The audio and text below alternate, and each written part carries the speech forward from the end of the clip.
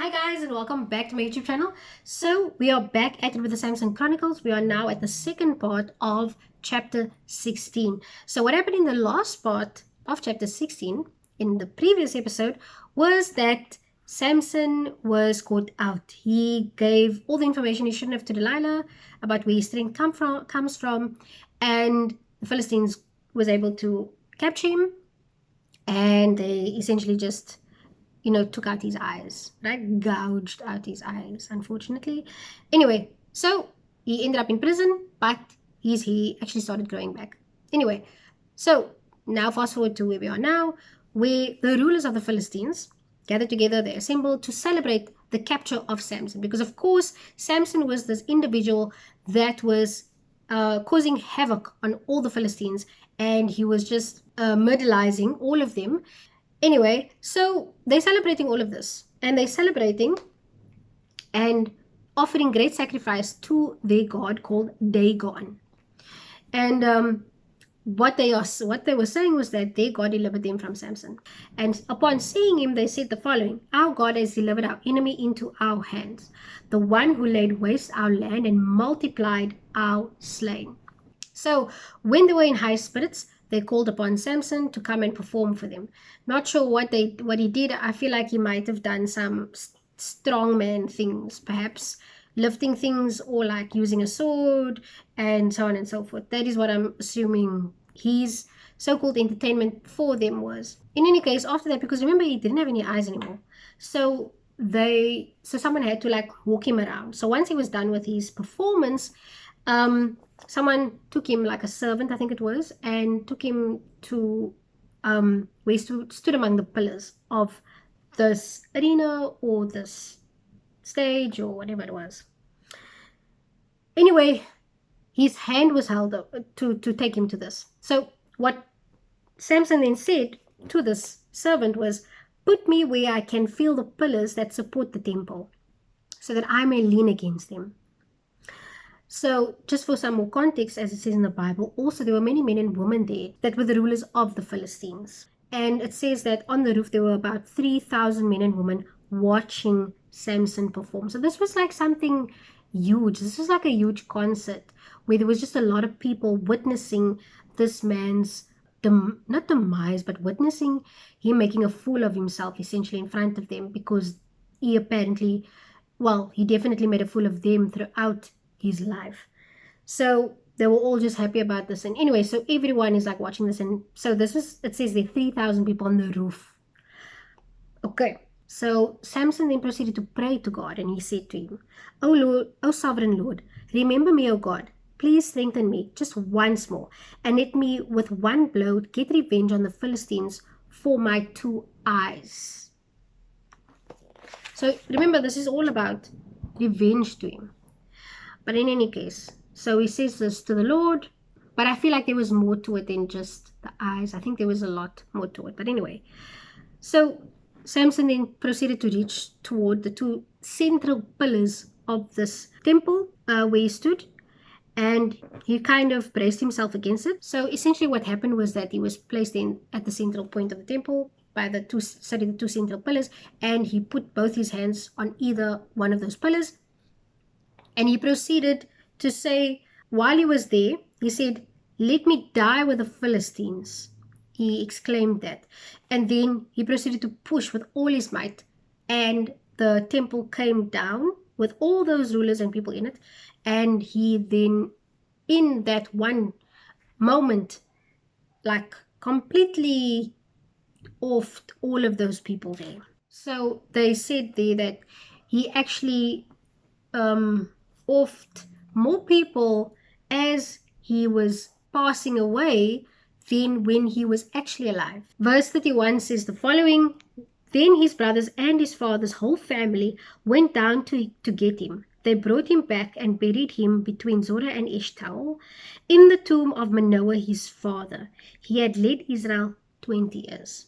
So, guys, that is it for the story of Samson. This was his end. This is how his life came to an end. And what is interesting to me is that, to me, it seemed like he lacked judgment. It seemed like he lacked discernment. and his emotions oftentimes took over him, and he was very vengeful. But what I will say is, though, that part of this was him actually taking revenge on the Philistines for the Israelites. So a lot of what he did had that in mind. And his death was so monumental because of the fact that it was almost like, it's interesting to me because his death was similar to how he lived his life, was like self-sabotage, but bringing a lot of people down with him in the same breath. But the people he was bringing down with him were the Philistines, essentially. And he was just out to get them. And I feel like that was the consequences for taking over Israel and for, let's say, for ruling over the Israelites. I think that was their fate. And so the way he passed away essentially was very telling of how he lived his life. But I feel like that was part of it because obviously a lot of the people, a lot of it, part of his life story that was supposed to happen, because a lot of the people that were there obviously were rulers of the Philistines, and they were supposed to, and having them, off essentially was a good thing for Israel or for the Israelites. But I do think that there would have been a better way to kind of like get at these people outside of just being reactive to things, especially when it came to females, and especially when it came to him having lack of judgment and discernment. I feel like he could have been used still to avenge the Israelites, but in a way where it wasn't just him being controlled by all of his emotions. And I feel like in those moments, and this is just me speculating, I feel like in those moments where he was having to, where he needed his strength to combat those Philistines who was in his way, while he was maybe upset, maybe angry, maybe trying to get at them for doing something to him, while he was in those moments, I feel like the Lord gave him the strength, because the Spirit of the Lord, as you would have noticed, said oftentimes that the Spirit of the Lord came upon him in power. And I think that happened also to protect him, because look, he was chosen by God, and the Lord blessed him. And so I feel like that was part of it. But that in that strength, he was also taking out Philistine people. But anyway, look, for me, guys, this is, it's a lot. It's a lot that he did. It's a lot to take in. It's a lot of manipulation. It's a lot of things that we do not understand necessarily because of the culture of the time. And I feel like there are things that obviously we will just never understand. And with the strength that he had, I feel like a lot of also how he was because of maybe how he grew up. And I honestly feel, this is just me, I'm not, I could be very wrong in this, because I feel like obviously how we all can be affected by how our parents are. And obviously he grew up with his parents, and just thinking of the circumstances of his birth, with his father being anxious and all of that happening, I can only think to myself that maybe Samson saw this and was like, not obviously while he was in the womb, but I mean like afterwards, maybe his father was still a certain way at that point in time as well, for him to notice that his father is maybe anxious, and this instability of emotions possibly was also inherited from him. I don't know. And his mother doesn't necessarily feature that much after he was born, outside of just that his mother went with the father to the woman or to this city or whatever, in terms of what she said and what she did alone or as an individual. But my point is just to say that I think that we can learn from the story, most definitely. I think that we can learn that, firstly, this isn't how we act. In this day and age, we don't act like that. We don't, and mind you, he was the judge of Israel at the time, so they didn't have like a proper ruler. And also they weren't necessarily following the laws of God at the time. And so we don't even know if this is normal behavior for back in the day. But I will say that we can definitely learn that we should not just trust our emotions. We should not just react just based off how we feel.